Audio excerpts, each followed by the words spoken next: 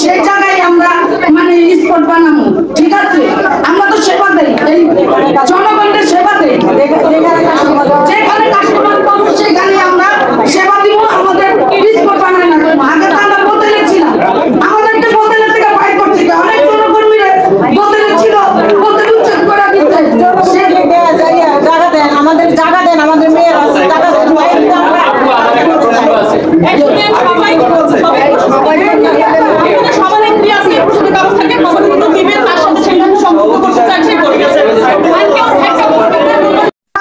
যারা পাচার করে এটা হলো তাদের ব্যক্তিগত ব্যাপার, আমরা এই ঘুষ রাখি না।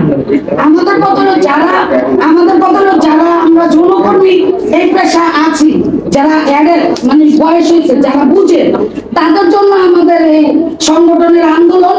আর আমরা ইয়াং জেনারেশন যারা অল্প বয়সে যারা আছে তাদেরকে আমরা আসলে যৌনকর্মী হিসাবে ধরি না, আর আমরা ওটা বলিও না তারা যৌনকর্মী।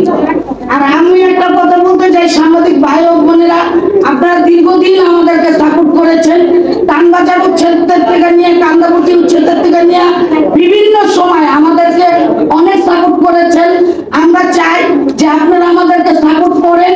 আরেকটা কথা হলো, এই যে ইউটিউব ব্যবহার করেন আপনারা, অনেক সময় অনেক কিছু ব্যবহার করেন, সেখানে লেখেন যে প্রস্টিটিউ পতিতা, পতিতা। আপনাদের কলমে আমরা ভাষা বলতে আমাকে সাহস আসে, আসল কথা অনেকের বলতে সাহস আসে না। আপনারা ভালো সাপোর্ট করবেন। আমরা সাপোর্ট এই সমাজের একটা অংশ, আমরাও জানি যে সমাজে আমাদের কিছু দায়িত্ব আছে, আমরাও কিছু দায়িত্ব নিতে চাই। আমরা নিজে সংগঠিত হয়েছি, আমরা বিভিন্ন কর্মকাণ্ড করি, কাজ করি, সরকারের সাথে করি, আপনাদের বিভিন্ন এনজিওদের সাথে আমরা আমাদের কাজটা কিভাবে আমরা এই সমাজের মানুষের কাছে কথাটা তুলে ধরতে পারি, কিভাবে আমরা পরিবর্তন হতে পারি, কিভাবে আমরা আমাদের মেয়েদেরকে যারা এখনো রাস্তায় যৌন কাজ করে, এখনো আপনারা জানেন এই মেয়েদেরকে মারে।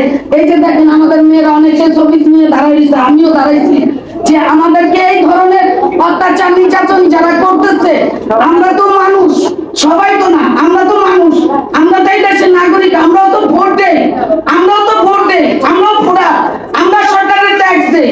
এই যে আন্দোলন হয়েছে, এই আন্দোলনের সাথে আমরা একতা ঘোষণা করছি, আমরাও মাঠে ছিলাম।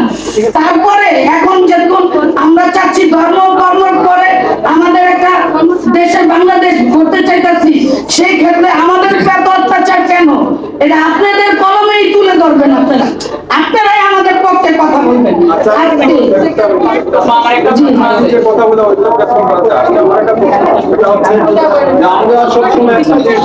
যারা নির্যাতনের শিকার হয়, যাদের উপর নির্যাতন করা, তারা রাস্তাঘাটে বেশি নির্যাতনের শিকার।